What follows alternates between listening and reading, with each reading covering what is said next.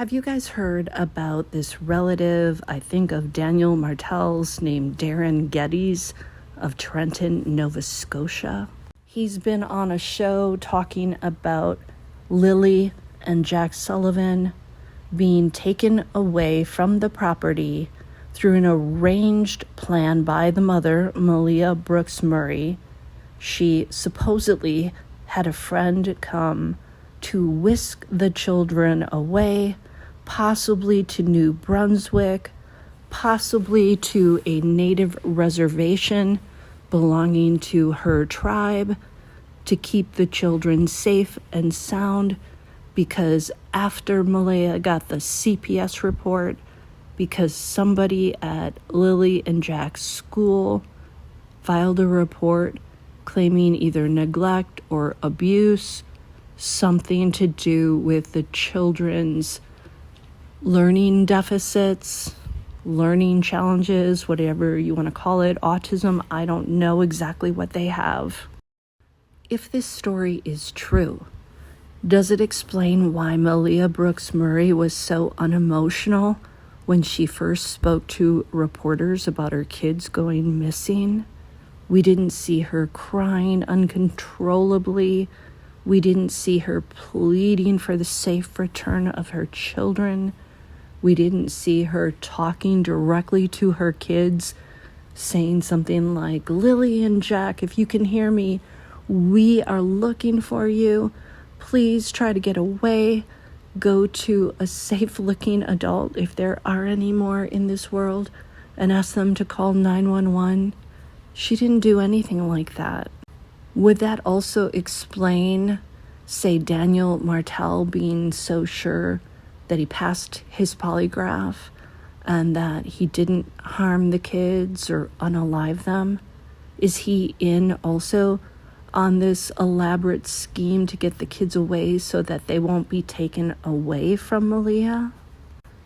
But if so, wouldn't he have told the police about that by now? Also, why would Darin Geddes go on YouTube to talk about this? Why doesn't he go to law enforcement? And if this is true, and if it leads to Lilly and Jack Sullivan being found safe and sound and well, or just found, period, can't he claim the $150,000 reward? Some people are saying, yeah, this story makes sense because it would explain why just a piece of Lily's blanket was found out in the woods. That seems like something that was planted by somebody, obviously, who knows her and has access to her blanket. And maybe that little boot print was also placed there to make the authorities believe that the kids really did wander off into the woods. And it does make sense that the boot print could have been planted, because if it's so mucky out there, wouldn't there be more boot prints rather than just one? They also said that there were bits and pieces, rags of things that look like children's clothing. Were those items also planted out there? But what do you do with these two kids if you have them in New Brunswick? Do you keep them hidden away somewhere? Because if you take them out in public, I would think that people would notice the two kids. Lily has a distinctive face and smile and that beautiful gap in her teeth. And her brother, being with her, the two of them would probably be together. Wouldn't people sort of notice them? Listen, I want to believe this story. I do. But I fear that this Darin Geddes might be somebody who likes attention. People crawl out of the woodwork all the time in these cases. And people come up with these stories that send all of us down these rabbit holes. This story sounds sort of dreamy, like the kids are okay, they're safe, they're in a warm bed. It's the story all of us want to grip onto and hold. But we've heard stories like this in other cases of missing people, like Brian Schaefer, the doctor who disappeared. People said, well, You know, maybe he wanted to escape his life. Maybe he was stressed out and he's just decided to reinvent himself somewhere. And then there's Maura Murray. People said the same thing about her. She was having trouble at school. She had some issues. She was drinking a lot. Maybe she got into a car accident. You know, maybe she took off to get away from her life. So many times these types of stories come out, and I hate to say it, but I've become a little bit jaded, because it seems to me that I would say, maybe 90% of the cases usually probably involve foul play. It would be a rare occurrence to discover one of these missing people happy and thriving somewhere. Why doesn't Darin Geddes go to the police, tell them to give him a polygraph, have him tell them his story? If they say he passed, maybe he can direct them to the people in New Brunswick. Or it should be fairly easy to find Malia Brooks Murray's tribe, the reservation. Go out there and do a search for the children. I agree that the kids look in all the photos, aside from Jack, who does seem to have bruises, sometimes it looks like it. Of course, we don't know for sure. But in the photos, they always seem clean, well-dressed, smiling. Although I think Jack is a little bit serious. But Lilly seems to be a smiley child. She's always dressed very cute in pink outfits.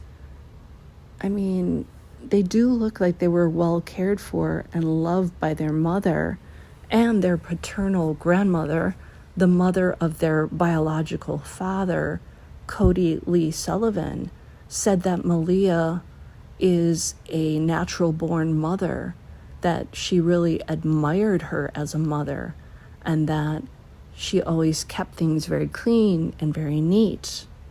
And she thought she was just an ideal mother and that they had the ideal little family. But then she also said, when she saw the property that Malia was living on with Jack and Lilly and Daniel Martel, it didn't look anything like the type of life that Malia was living with Cody Lee Sullivan. It wasn't so nice and neat. It didn't look well cared for. So, I mean, that property to me spells one word: dysfunction. It could also spell poverty, though. Maybe they go hand in hand, but not always.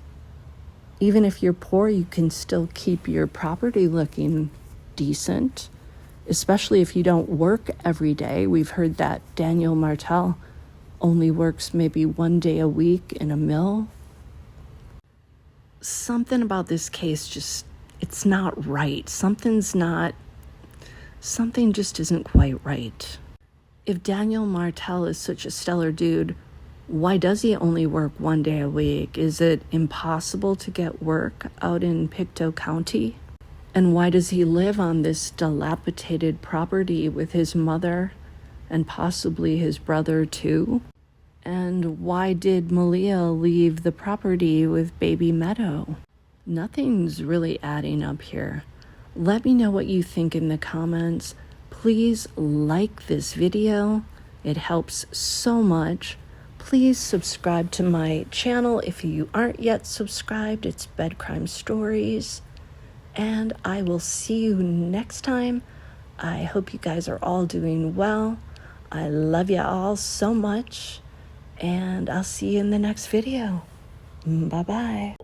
What Janie heard, she heard Lily doing a little screaming thing, and she heard Jack doing something, saying something or something, and then she heard shh, shh, shh. And then her dog started barking. She woke up, she got up. She said she knew, she heard the kids, she knew the kids were supposed to be there. And she come up to Malay, and Malay was standing there with Meadow on her arm, looking at the phone. And Janie looked at Malay and said, well, where's the kids? Because she knew the kids were there. She just heard the kids. Where's the kids? And Malaya sort of looked stunned. And then, she said they're in the woods. The kids are probably not in Nova Scotia now, but the kids are safe. The kids are being taken care of by, I'm sure, by Malaya's native people. I think she's got a boyfriend. I don't want to say she does if I'm not sure. But Janie wasn't supposed to be. She was supposed to be away on a little trip or away with her boyfriend or somewhere for the night. As far as Daniel and Malaya knew, Janie wasn't in the camper. So, and that's another reason. I think that's why Malaya picked that time to get out of there. Daniel was sleeping. She got up early for the baby. They were up. And then Daniel went and laid back down again. I don't know whether Malaya laid back down again or not and went to sleep. But apparently Malaya was taking care of the baby. Daniel laid back down, went to sleep. Janie was in her trailer, and she got her dog with her.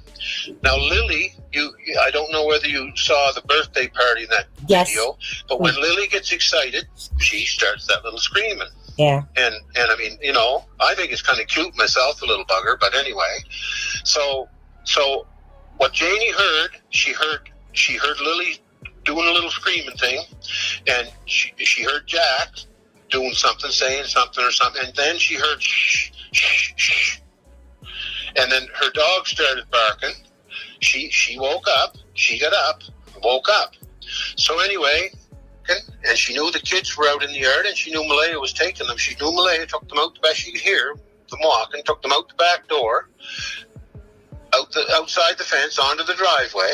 And where the boot pit came from, that driveway's harder than nails. But the night before, Janie, there was a pothole and a little ditch on the far side of the driveway, and Janie herself was out with the shovel the night before, filling that little ditch and pothole in, and it was raining the night before, and the gravel, and it's muddy gravel, it's not really good clean stone and that, and it was wet, and that's why the little one boot print got sunk in the mud right at the edge where she was fixing the driveway a little bit.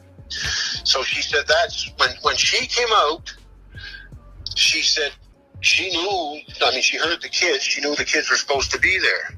And she came up to Malaya, and Malaya was standing there with Meadow on her arm, looking at the phone.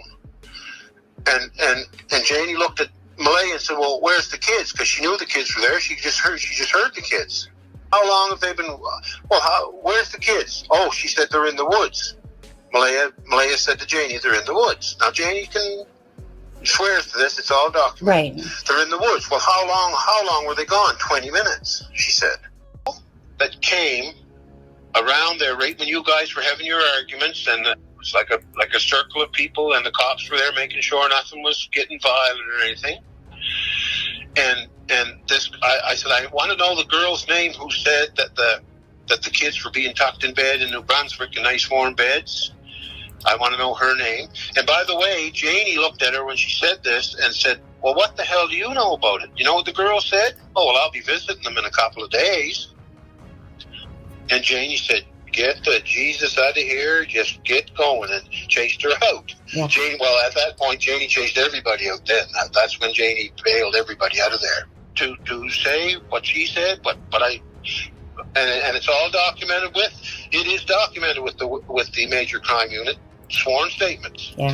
So that's the receipts. The other girls, and now I can say this is the truth because there's a lot of people heard this, and she was stating that the kids were getting tucked in nice warm beds in New Brunswick right at that point.